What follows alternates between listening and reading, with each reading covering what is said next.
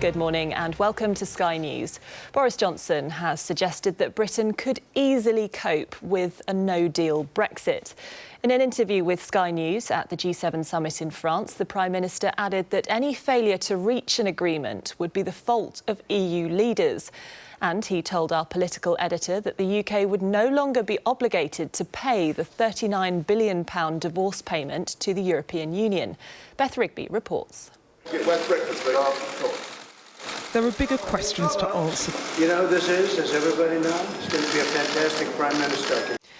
Police in Hong Kong have used live ammunition and water cannon for the first time since demonstrations began at the beginning of June.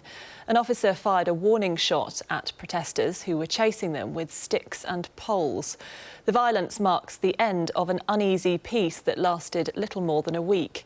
Sky's Asia correspondent Tom Cheshire reports from Beijing. The brief peace is over.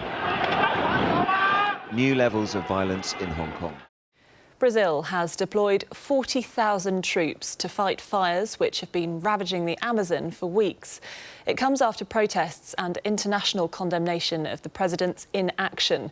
He told reporters on Saturday that the Amazon is bigger than the whole of Europe, and even if he had 10 million people, he wouldn't be able to prevent the fires. The rainforest spans across 9 nations, covering 60% of Brazil alone.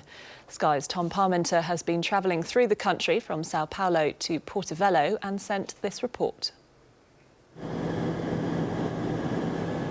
After weeks of wildfires, only now are they really starting to try and halt their march through the Amazon. Now to one of the most dramatic innings ever seen in cricket.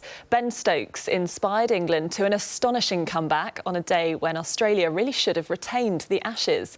He smacked 135 runs to win the third test at Headingley by a single wicket. Australia's captain Tim Paine said simply, "He was too good for us." Our sports editor Nick Powell reports. On a nerve-shredding afternoon, one of the great sporting comebacks. Some breaking news to bring you now, and Scottish Fire and Rescue say that more than 80 firefighters are in attendance at a large blaze which has taken hold within Woodmill High School in Dunfermline in Fife. Crews are working to contain and extinguish the flames. We'll bring you more on that story when we get it. Well, this is Sky News. Coming up, we'll bring you the latest from the G7 summit as the Prime Minister warns EU leaders that Britain won't pay the £39 billion divorce bill if there's no deal.